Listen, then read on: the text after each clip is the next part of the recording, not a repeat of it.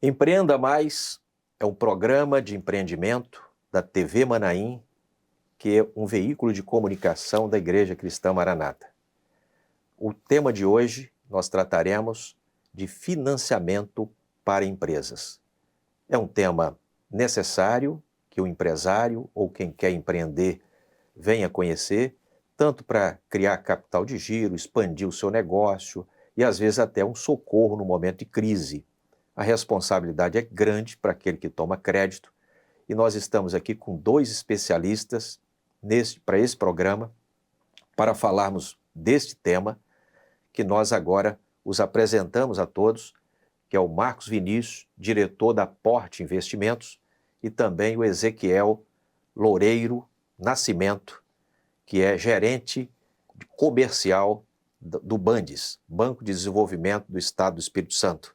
Sejam muito bem-vindos. Esse tema é muito relevante para aquele que está nos ouvindo. E nós vamos, então, dar início. Eu queria começar aqui, Ezequiel, com o Marcos Vinícius, perguntando a ele o seguinte: qual o impacto que você entende que hoje tem com a macroeconomia diante do crédito? Como é que o crédito está inserido ou impactado nesse momento econômico do país? Falando aqui de Brasil. Perfeito. Bom dia a todos, bom dia, Aníbal, bom dia, Ezequiel. Hoje a gente vive um momento aí macroeconômico, principalmente para quem toma crédito, um pouquinho desfavorável, né? Okay. Muito por conta uma das principais variáveis macroeconômicas do nosso país, que é a taxa Selic, né? A famosa taxa Selic, que nada mais é do que a taxa de juro que o Tesouro Nacional toma recurso emprestado hoje dos poupadores, né? Então, o que isso afeta aí o mercado de crédito, né? Ele torna o crédito mais caro. Hoje a gente tem uma taxa Selic de 13,25%. A gente tem uma expectativa que essa taxa... Considerada alta. Considerada bem alta. Hoje a gente tem uma expectativa aí que na próxima reunião do Comitê de Política Monetária essa taxa suba para 14,25% e que termine o ano de 2025 com 15%. E no que isso impacta o crédito, o financiamento ao empreendedor, ao empresário? Ela eleva o custo do crédito. Então, os bancos de fomento, os bancos comerciais vão começar a cobrar mais caro por esse crédito. Não porque eles querem cobrar mais caro, mas pelo o custo do dinheiro que eles captam para emprestar ficou mais caro. E, certamente, assim como na maioria das atividades, esse preço é repassado ao consumidor, que é o tomador do crédito. Então, a gente vive um momento macroeconômico aí que desfavorece um pouco a tomada do crédito pelo preço. Por quê? Certamente o empreendedor tem que pensar que aquele crédito que ele vai tomar e empregar no seu negócio tem que ter uma taxa de retorno superior ao custo daquele crédito, daquela dívida. Perfeito. E a gente sabe que hoje no mercado competitivo, numa concorrência bem forte em alguns segmentos aí, um custo do crédito muito caro pode até inviabilizar um projeto. Então a gente está falando aí de um custo de juros tão alto, bota aí 15%, o banco vai te emprestar 15% mais alguma coisa. Você vai ver taxas, com juros a 13,25 aí, a gente começa já a ver taxas aí que vão dar um custo efetivo ao ano de 19%, 19,5%, em alguns casos 20%. Então você começa a ter um custo do dinheiro muito elevado para aplicar no seu negócio. Então o empreendedor tem que ser nesse momento, tem que ser um pouco mais criterioso na hora de tomar o crédito. Cauteloso, digamos assim, né? Muito bem. Eu acredito, assim, Ezequiel, que o Marcos Vinícius ele está falando, naturalmente, do mercado como um todo. Ele é da área privada, né, de bancos privados, vem, inclusive, da Caixa Econômica e depois diretor da Porte Investimentos, que representa ali o Banco Safra, não é, e tal. Isso, exatamente. Mas mudando agora para um banco de desenvolvimento que tem todo o interesse em melhorar a vida do cidadão, do investidor, do empreendimento e do Estado como um todo, que é o caso aqui do Bandes.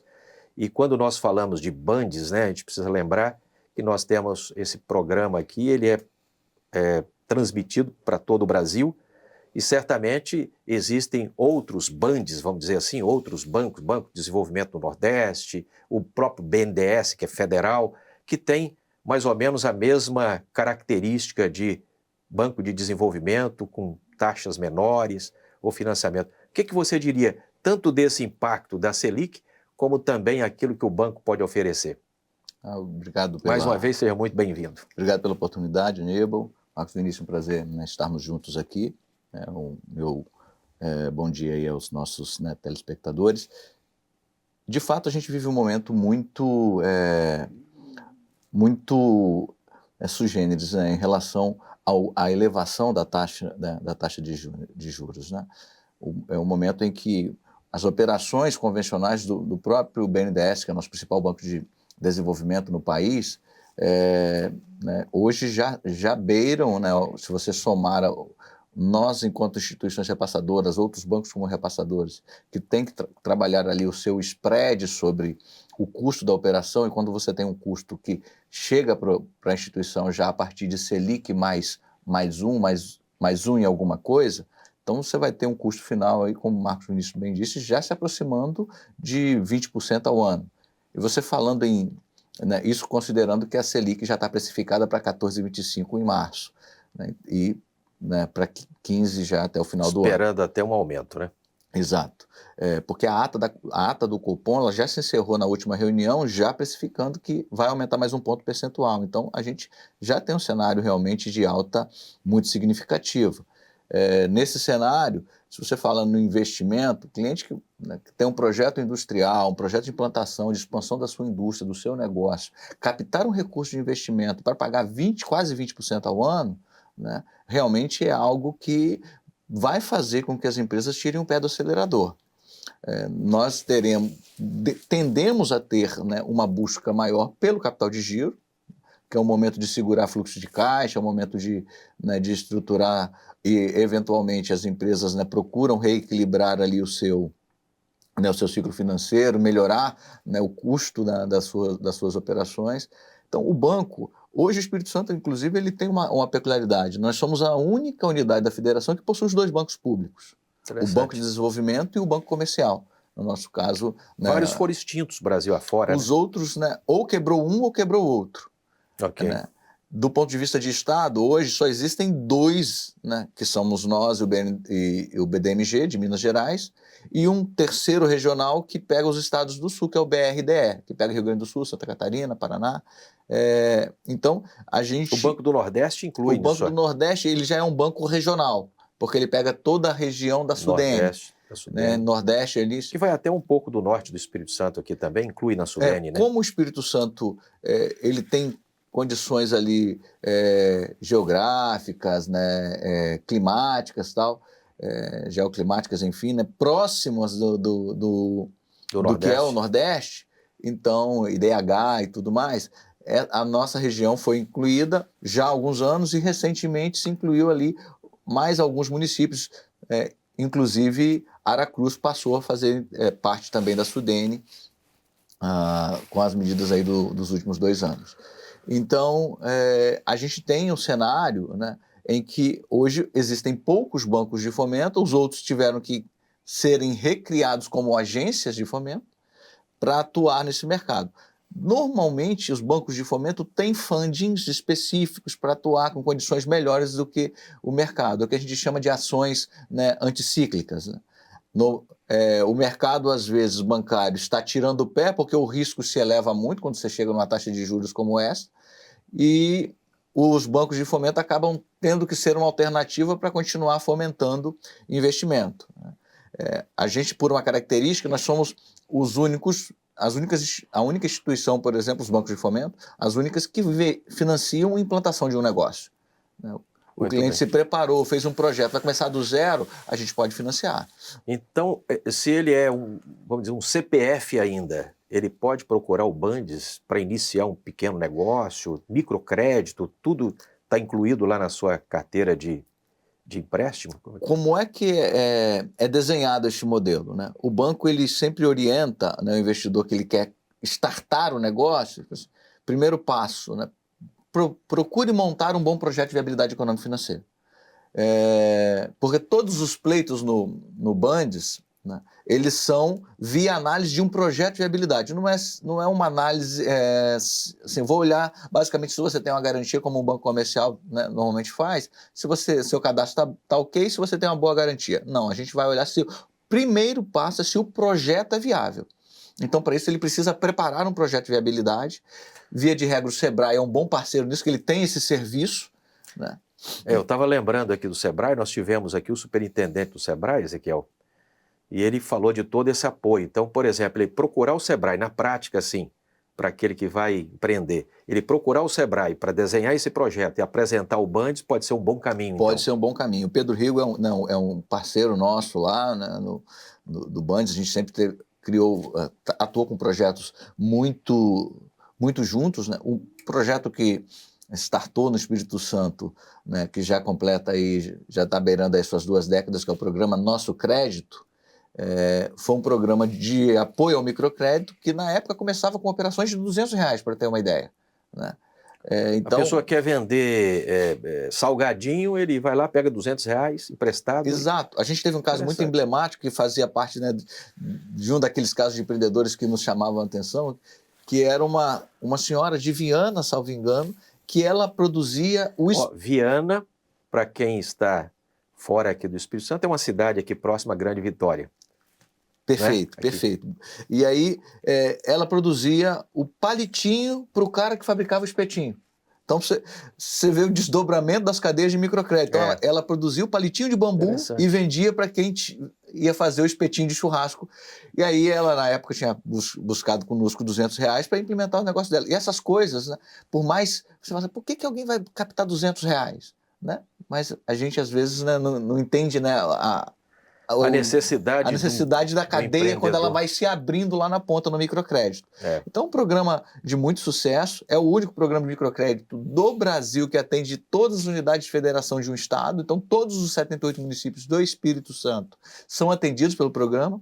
E é um programa que envolvia, né, o Bandes, o Sebrae, o Banestes na época e as próprias prefeituras. Hoje quem coordena esse trabalho é a ADERES, né? E aí, obviamente, com o apoio do Sebrae, do governo do estado, que é a nossa agência de desenvolvimento em rede do Espírito Santo. Muito bem. Então, o empreendedor ele tem todo o apoio aí, tanto de financiamento como apoio via Sebrae, via ADERES, para acompanhá-lo nisso aí. Essas linhas de crédito, Ezequiel, continuando aqui contigo, tá bom? Vamos explorar um pouquinho o Ezequiel aqui hoje, hein?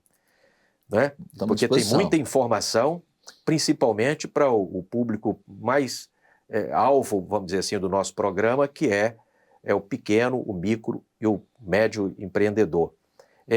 Nessas linhas de crédito, você tem limite? Você falou, em R$200 ele pega, mas tem limite, tem teto, tem linhas para negócios maiores?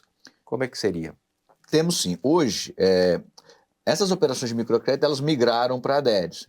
Nossas linhas, hoje, elas operam ali entre a operação como micro e pequena, elas são entre 50 mil e 300 mil, num crédito mais digitalizado. A gente vem criando um modelo via correspondente bancário, que hoje um dos parceiros é o próprio Sebrae e o outro é a Findes, que é a nossa Federação das Indústrias aqui do Estado do Espírito Santo. Eles atuam como correspondentes bancários para estas operações entre 50 mil e 300 mil reais, que é um giro mais automatizado. O objetivo é que o cliente possa ter uma resposta um pouco mais rápida.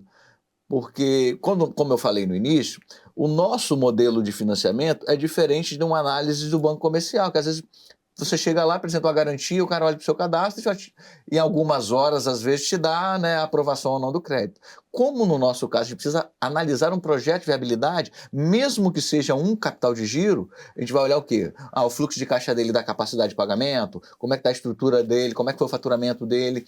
Então, assim, qual é o mercado que ele está mirando, faz sentido ele estar buscando esse crédito para atender aquele mercado. Então, os nossos analistas internos na nossa equipe de análise, e nesse caso também o motor de crédito dessa operação, eles olham para este viés, para ver se o cliente, se ele capta aquele recurso, se no fluxo de caixa dele dá capacidade de pagamento. Se ele está preparado para tocar aquele empreendimento. Exatamente. Porque senão, o banco ele não quer financiar uma operação apenas para ganhar aquela operação e internalizar, porque ela tem uma boa garantia, por exemplo, olhando para um caso que você vê assim, não vai dar viabilidade. Então a gente fala, olha, você pode ter a melhor garantia, mas se o seu projeto não for viável, o banco não vai te financiar para você quebrar. O banco quer ser um parceiro do crescimento do teu negócio. E pelo lado do empreendedor também, isso aí não tem que ser tratado como uma burocracia, mas sim como um cuidado pelo lado do banco de fomento. É interessante, né? Que eles estão preocupados se o seu negócio é viável para pagar aquele crédito. Eles não querem, às vezes essa questão da viabilidade evita de que ele dê um passo em falso. Entendi. Né? Aí, exatamente. Então, eu acredito que pelo lado do empreendedor, isso tem que ser encarado mais como uma ajuda do que como uma burocracia. Perfeito. Eu acredito que aqui a gente vai ter um aproveitamento muito bom para você que está aí acompanhando o programa, porque nós estamos aqui com um banco de desenvolvimento, ou seja, ele se preocupa, ele já acabou de dizer, com aquilo que é o desenvolvimento, aquela capacidade do empresário de fazer, e nós estamos aqui também com o Marcos Vinícius, que vem do mercado, que é do mercado de banco privado. Não é que ele não se preocupe com o desenvolvimento, mas ele se preocupa muito menos com a preocupação que tem o banco aqui do nosso convidado Ezequiel, certamente. Né? É uma preocupação mais financeira, mais de lucro, e o dele muito mais de desenvolvimento das atividades econômicas do Estado. Né? Correto. Mas eu queria te perguntar o seguinte, como é que alguém, Marcos, pode se preparar, uma empresa pode se preparar para adquirir crédito? O que ele precisa fazer? Como ele vai se apresentar na instituição, seja o BANDES, seja um banco privado? O que ele precisa fazer, além de ter um bom nome? A gente acredita que, logicamente, ter um bom cadastro, ter uma boa história financeira aí, né? Chamam de um bom score, né? Que o pessoal está acostumado a falar. E mais do que isso é você tentar, de alguma forma, identificar ali em qual linha de crédito que o seu projeto se encaixa melhor. Mas como assim, qual linha de crédito o meu projeto se encaixa melhor? Será que você vai fazer um projeto de longo prazo? Um investimento que vai te demorar muito tempo a retornar? Ou será que você vai fazer você precisa de um capital de giro só para regularizar ali momentaneamente o seu fluxo de caixa, que às vezes está descasado, às vezes você precisou fazer uma venda para receber num prazo um pouco mais estendido, e suas despesas chegam ali logo em seguida que você já vendeu. Então a ideia é você identificar a sua carência, para que você precisa daquele financiamento ou daquele crédito, e ir para o mercado buscar a melhor alternativa. Como assim buscar a melhor alternativa? Não adianta nada eu usar o meu cartão de crédito para comprar, às vezes, um equipamento que demora a chegar, demora a instalar e demora um pouco mais ainda para me dar resultado. E aí falta o dinheiro para pagar a fatura do cartão de crédito. Ele começou Exatamente. Então, usando o crédito que não é crédito, vamos dizer assim. Justamente, usando a linha errada de crédito. A linha errada. Então, você está fazendo um investimento que é um pouco mais de longo prazo com um crédito, digamos ali, que é um crédito de curto prazo, né? Assim como os créditos rotativos, os próprios cheque especial, o cartão de crédito. Então você tem que pensar num crédito exatamente o que o Ezequiel falou, que eu acredito que é a preocupação deles. Você tem que usar um crédito que atenda perfeitamente o seu fluxo de caixa, a viabilidade do seu negócio. Okay. Não simplesmente pegar a primeira linha de crédito que você viu na frente e fazer o projeto, ou a expansão, ou tapar algum buraco ali no fluxo de caixa. Então, cada linha de crédito visa atender especificamente uma necessidade do negócio. As linhas de crédito são perfeitas para atender a necessidade do negócio? Às vezes não, mas às vezes você consegue adequar ali. Porque você consegue adequar porque o mercado tem uma infinidade de linhas de crédito aí que são específicas de cada negócio. Desde a empresa que é importadora, exportadora, desde o pequeno empresário que às vezes precisa de um microcrédito para viabilizar um projeto dentro da realidade de empreendedorismo dele ali, e às vezes também numa empresa que já está bem estruturada, que quer fazer um investimento para montar uma fábrica que vai demorar 2, 3, 4, 5 anos aí para poder começar a retornar esse dinheiro. Então, assim, o mercado tem as linhas de crédito para cada empreendedor, para cada tipo de negócio. O que a gente tem que fazer é tentar identificar ali, dentro desse projeto de viabilidade, aonde que encaixa a melhor linha de crédito para o seu negócio. Excelente. Ezequiel, eu imagino que lá no Bandes deve chegar clientes ou interessados em linha de crédito que ele diz assim, eu quero aumentar o meu estoque, eu quero expandir a minha loja ou a minha fábrica. Eu estou numa crise querendo aqui, vamos dizer, cumprir aqueles compromissos que atrasaram, qualquer coisa assim. Qual conselho você daria nessa análise dele a respeito desse investimento ou dessa busca desse capital para esse negócio? Aumentar o estoque? O que você diria? Eu sei que os muitos negócios que existem de vários segmentos, é difícil falar especificamente, mas até lembrando de algum caso prático, alguma situação que vocês tenham vivido, o que o cliente mais procura, o que ele mais vê nessa questão de escolher para fazer o investimento? Porque aqui ele falou de escolher o capital correto, ou seja, o financiamento correto, mas para que aplicação ele pode ter dentro do negócio dele? Perfeito. São alguns cenários, né? E eu vou citar aqui 2 casos, né, distintos, até para a gente exemplificar. O Espírito Santo, dado naquela situação bem triste lá de início do ano passado, quando a gente teve o problema das enchentes na região de Mimoso. Sim, e aí, graves, inclusive. Graves, né, vidas se perderam ali. A cidade foi praticamente dizimada, assim, o comércio, a água chegou no segundo pavimento dos comércios e das casas, né? Sim. Então foi uma varredura na cidade. Infelizmente o comércio foi devastado. E nós, enquanto agentes de fomento lá aqui do governo do estado, né, fomos prontamente acionados. Então, no sábado e no domingo, o evento ocorreu acho que no sábado pela madrugada, de sexta para sábado. No sábado e domingo, as nossas equipes já estavam reunidas online, já pensando em como agir a partir da segunda e terça-feira. Era uma demanda do próprio governo para socorrer ali. Então, este crédito a gente criou aí, né, obviamente com diretriz do governo do estado, um crédito emergencial. Que qual era o objetivo? Era a reconstrução, né, daquele comércio, daquela região, e com o apoio também para estruturar fluxo de caixa. Às vezes, às vezes não, né? Todos perderam os estoques inteiros, então tiveram que recompor estoque, além de ter que pagar o estoque anterior, que às vezes muitos tinham, né, se preparado para poder, né, já colocado o estoque dentro da loja, né, dentro do empreendimento. E aí já estavam com um compromisso para pagar. E agora não tinham compromisso, mas não tinham estoque mais. Então tinha que adquirir um novo estoque e ainda, né, arcar com o compromisso do estoque anterior. Então foi feito um trabalho para que esses empreendimentos, né, recebessem um crédito para poder arcar com os compromissos anteriores e poder repor o seu estoque.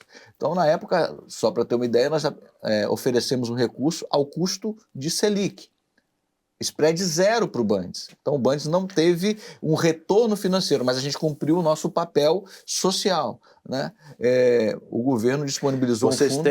Desculpa te interromper, Ezequiel. Por favor. Vocês têm linguagens próprias do dia a dia e tal. Só para quem está nos acompanhando, spread é o lucro. Spread é o lucro da instituição financeira. Então, a gente disponibilizou com custo 0, né, do ponto de vista do Bandes, apenas com custo de Selic, que era a origem do recurso.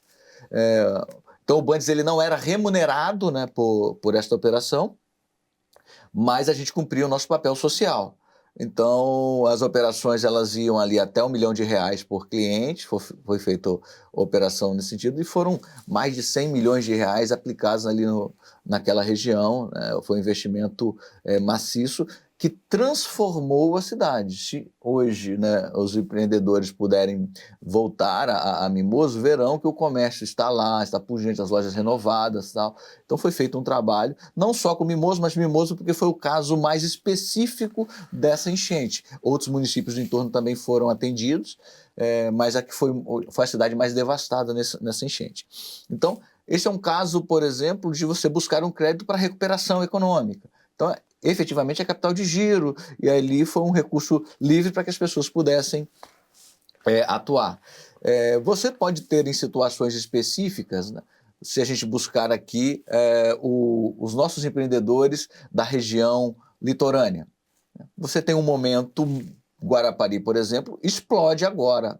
Fim de ano, verão, esse primeiro trimestre, as praias estão lotadas.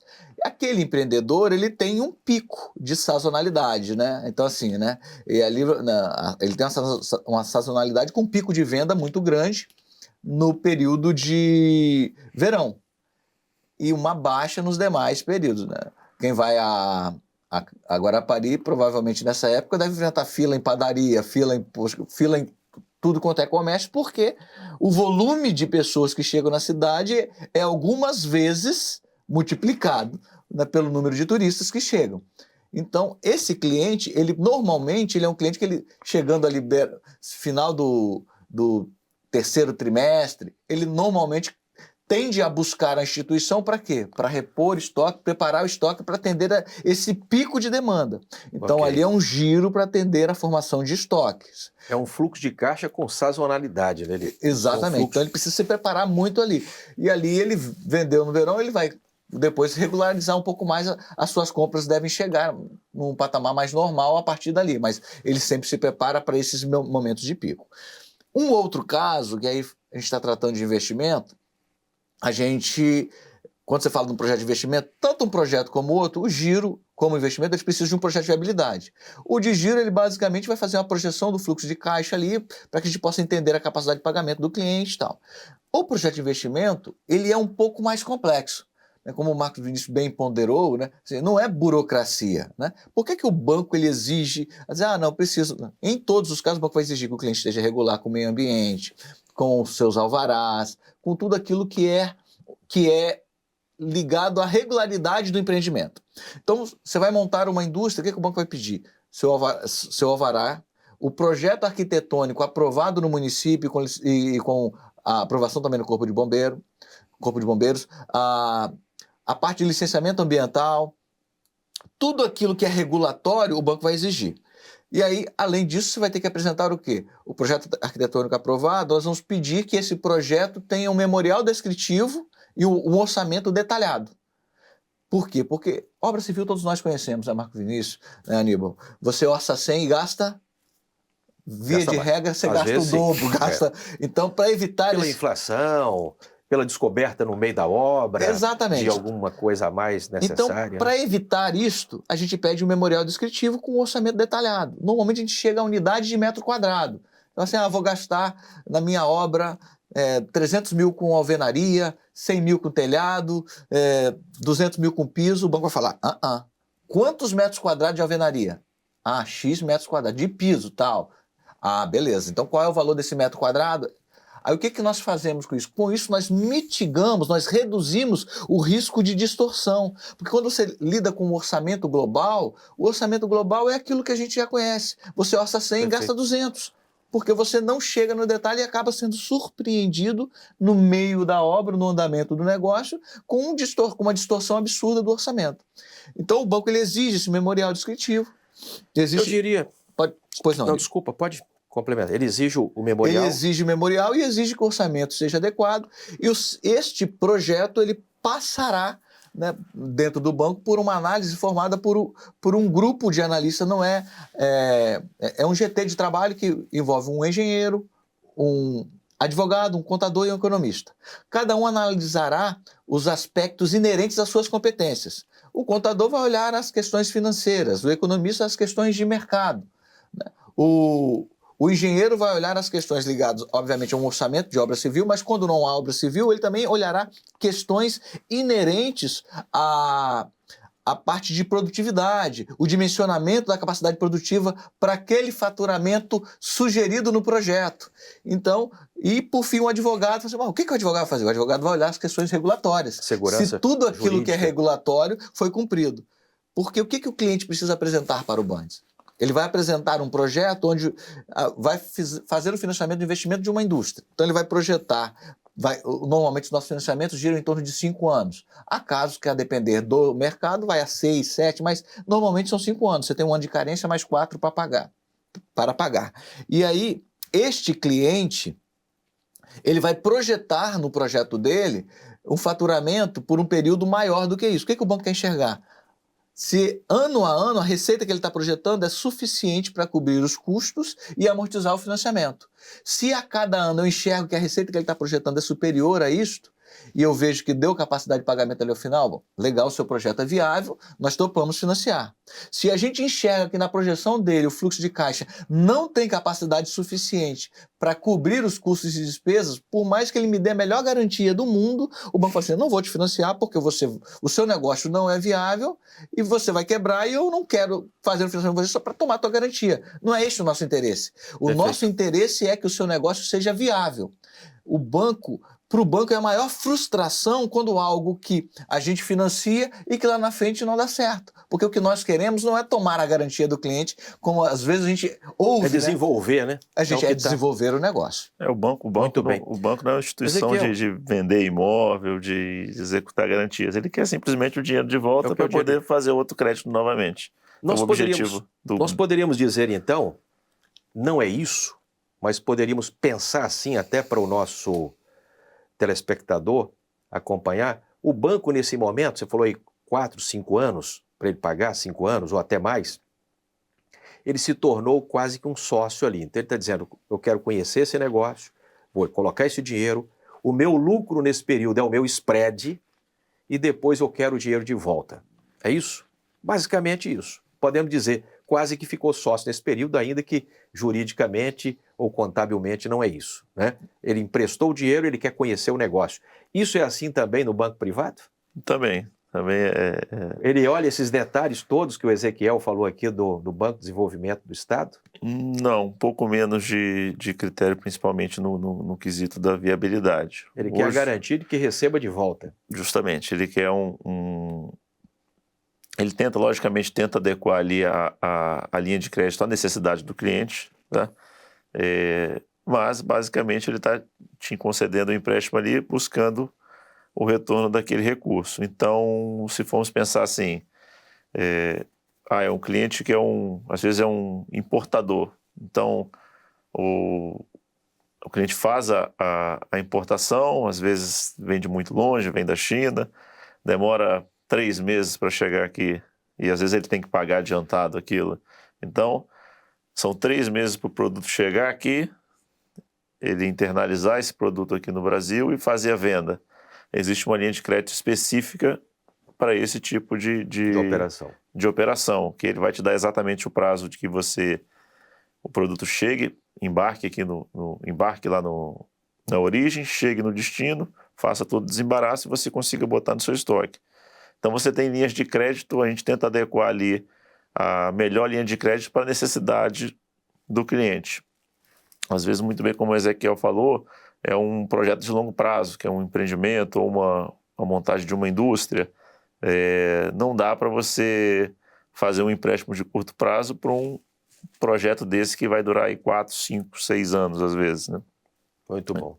Então, a gente tenta mais ou menos adequar ali a realidade do cliente com as linhas de crédito que a gente tem para que seja um negócio bom para ambas as partes, né? O cliente consiga pagar aquele empréstimo ali, o dinheiro voltar e a gente não tem aqui nenhum tipo de problema em executar a garantia, porque o papel do banco é botar dinheiro no mercado e trazer de volta para fazer outra operação. Nós estamos chegando aqui ao final do nosso programa, tema muito importante para todos que estão nos acompanhando nessa hora, mas eu queria que vocês dois, começar com você, Marcos Vinícius, continuar aqui contigo, qual conselho você daria nesse preparo, fluxo de caixa, esse compromisso de adimplemento, crédito fora da legalidade do mercado? Então, um crédito, vamos dizer assim, um crédito não regulamentado não é aconselhável, claro. Sim. Não é aconselhável. Mas qual conselho você daria para quem está desejando tomar crédito? Então, o conselho que eu daria é pensar muito bem antes de tomar o crédito, olhar para dentro do seu negócio, ver qual que é a importância daquele crédito dentro do seu negócio, se aquilo ali vai te gerar um acréscimo nas suas vendas, ou na sua renda, ou no faturamento do seu negócio, para que você possa arcar com juros, né, com o ônus desse crédito, porque, voltando aí, hoje o custo do dinheiro, a taxa de juros está muito alta, então não basta você tomar um crédito para aumentar um pouquinho ali seu faturamento, você vai ter que cobrir pelo menos esse acréscimo de juros aí que você vai ter de despesa todo mês, né? Então fazer um bom projeto, ver se aquilo ali é viável, botar tudo ali na conta do lápis, né? Muita responsabilidade, e você ter certeza que o seu negócio precisa daquilo ali para crescer, e ele vai conseguir cobrir os custos daquele empréstimo. Fazer um projeto de viabilidade, por mais simples que seja, você botar ele no papel, ver quanto é que você precisa incrementar nas suas vendas para poder cobrir aquele custo ali, é um bom começo, né? Digamos assim, porque o crédito vai te gerar uma responsabilidade ali todo mês de ter um custo a pagar. Com aquilo ali. Então, você ter minimamente ali um projeto bem estruturado, parar, pensar, sentar, fazer conta e ver se o seu negócio tem condições de arcar com aquele custo, né? A gente sabe que empreender aqui no Brasil é bem difícil, não é uma tarefa fácil, é uma tarefa bem árdua. A gente tem uma carga tributária bem alta, a gente tem alguns problemas que têm que ser sanados, melhorados, mas a questão do crédito é algo que você tem que pensar muito bem, ver se o seu negócio tem a capacidade para absorver aquele custo e se aquele dinheiro que você tomou emprestado vai agregar no negócio. Lembrando que, se for pegar um dinheiro emprestado para o negócio, invista no seu negócio. Evite de fazer outras coisas com esse recurso, né? Não desviar o recurso para interesses importante, pessoais, justamente. Né? Muito bem. Ezequiel, há frases assim de pessoas muito precavidas, que ele diz assim: nunca tome dinheiro emprestado, não é? Não faça isso, não tome dinheiro emprestado. E nós estamos falando aqui de financiamento. Essa frase ela não pode ser aplicada naturalmente, porque nós já vimos muitos empreendimentos ou empresários alavancar o seu negócio, crescer o seu negócio, expandir o seu negócio, né, expandir em termos de crescimento, contratação de pessoas e tudo mais. E qual o conselho que você daria para esse momento? Contrata ou não contrata? E o que ele precisa realmente assim pensar e planejar para essa contratação? Muito bem, Aníbal. De fato, assim, aproveitando até, né, as observações, né, muito bem ponderadas pelo Vinícius, né, pelo Marcos Vinícius, de fato, assim, a alavancagem financeira, o crédito pelo crédito, né? Vou pegar um empréstimo porque meu carro danificou e eu estou querendo comprar um carro melhor. Você vai pegar um crédito que só vai te trazer custo. Perfeito? Agora eu vou assim, não, vou pegar um crédito porque eu preciso expandir a minha capacidade de produção porque eu estou não consigo atender a demanda. Há uma demanda reprimida no mercado, eu já estou no mercado, eu já tenho cliente, eu já consigo atender, só que eu atendo uma parte do mercado. Há clientes batendo na minha porta que eu não consigo atender. Então, vou buscar um crédito para quê? Para alavancar o meu negócio, expandir o meu negócio. Aí, perfeito. Este é um crédito produtivo, é um crédito direcionado. Num momento como hoje, né, com a taxa de juros tão elevada, você captar um financiamento apenas, né, porque você quer adquirir um bem, obviamente não é o caminho. Né?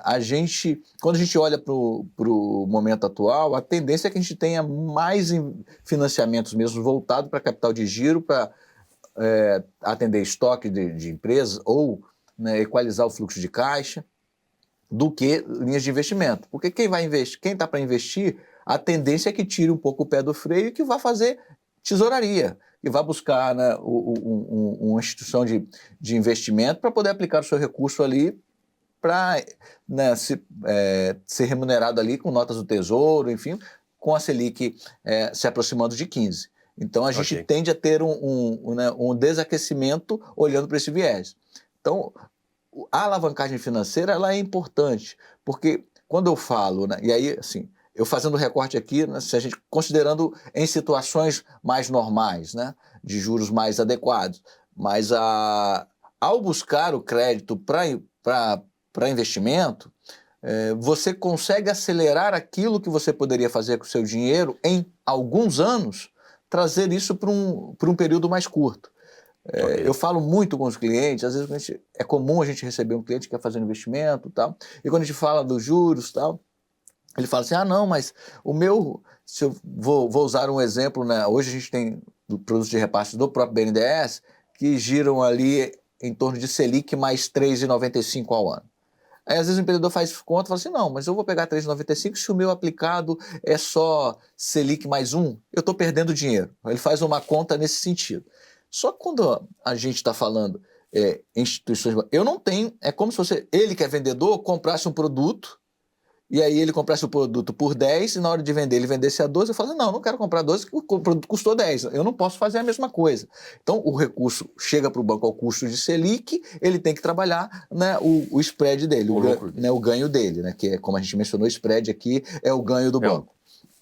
Então, quando esse investidor ele capta o recurso, mesmo que ele seja um pouco mais caro, e que é natural que seja, do que o recurso que ele aplica, o que ele está fazendo? Ele está preservando o capital dele aplicado e está pegando o dinheiro do banco. Lembra que eu falei que o banco ele só vai financiar o seu negócio se você estiver... ao projetar o seu fluxo de caixa, a gente enxergar que ele é suficiente para se pagar dentro do período? Então percebe que o banco está falando o seguinte, olha, eu te financio desde que o meu dinheiro no seu negócio se pague. Então, no final das contas, você não perdeu, como muitos pensam assim, não, se eu pegar com o seu a 15 e o meu estiver custando 12, eu estou perdendo 13. A minha aplicação estiver rendendo 12, eu estou perdendo 3. Né? Na verdade, não. Né? Você está ganhando 100% porque o dinheiro do banco se torna seu ao final do período. Sim. Então, é importante entender esse processo da alavancagem financeira. O banco vai financiar porque ele quer que o recurso aplicado no seu negócio ele se pague. Então, é fundamental que neste momento, sim, se tenha cautela com a taxa de juros que a gente tem hoje no país, mas estar atento, porque é o momento provavelmente para organizar fluxo de caixa, pegando o capital de giro mais adequado para organizar, né?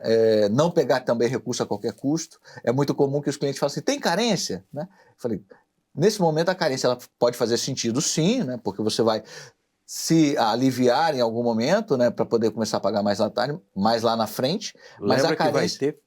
que vai ter parcela para pagar, né? Exatamente, mas a carência, né, eu até brinco com os meus clientes e falo assim, por uma coincidência etimológica, carência encarece, porque quando eu alongo, né, a carência, eu deixo de pagar o principal por um período de 6 meses, de 1 ano, e eu deixo o principal continuando a receber toda a carga de juros total. Aumenta o custo para ele. Perfeito. Né? Então é um momento para ter muita cautela mesmo ao captar recurso, né? Como a gente fala, né? Hoje o custo de investimento se aproxima a 20% ao ano para você investir na expansão do seu negócio. Então, assim, é muito difícil o negócio pagar 20% ao ano. Né? Então, quando você vai fazer hoje, né, o investimento, você tem que pensar muito de fato. E, nesse aspecto, o que é recomendado é estar atento para poder ir organizando o seu fluxo de caixa. Então, muito provavelmente, a gente tem uma expansão do capital de giro em detrimento da expansão das linhas de investimento em obras, equipamentos e expansões. Muito bom. Nós estamos chegando ao final. O tema é interessantíssimo, né? Muitos conselhos aqui, muitos ensinamentos práticos e também conselhos àquele que quer empreender e precisa levantar capital para o seu negócio. Lembrando sempre, né, da responsabilidade que eles falaram, da questão de considerar o momento econômico também, que as taxas de juros estão mais altas, então o risco se torna maior, não é? E lembrar que o capital que entra para um empreendimento, ele precisa dar lucro, não só o lucro para pagar o banco, como também para sobrar para o seu negócio, para o seu investimento. Sempre ao final, Ezequiel, Marcos Vinícius, de cada programa, nós deixamos aqui um texto da palavra e nós vamos ler aqui em Provérbios, capítulo 22, verso 7. É um conselho da parte do Senhor, né? Um alerta aqui do Senhor. O Senhor diz assim: o rico domina sobre os pobres, e o que toma emprestado é servo do que empresta. Olha que interessante. Servo é escravo, né? Servo é aquele que trabalha. Então o Senhor está lembrando, o Senhor não está dizendo para você não tomar, mas o Senhor está dizendo, se você tomar, saiba que você vai trabalhar para aquele que te emprestou o dinheiro e devolver esse dinheiro àquele que emprestou. Marcos Vinícius, muito obrigado pela sua participação aqui. Ezequiel, muito obrigado. Eu acho que nós temos assunto para outras vezes e já deixamos aqui esse convite para um retorno de vocês. E a você que está acompanhando aí o programa, nós nos despedimos com um abraço. Continue na nossa programação da TV Manaim.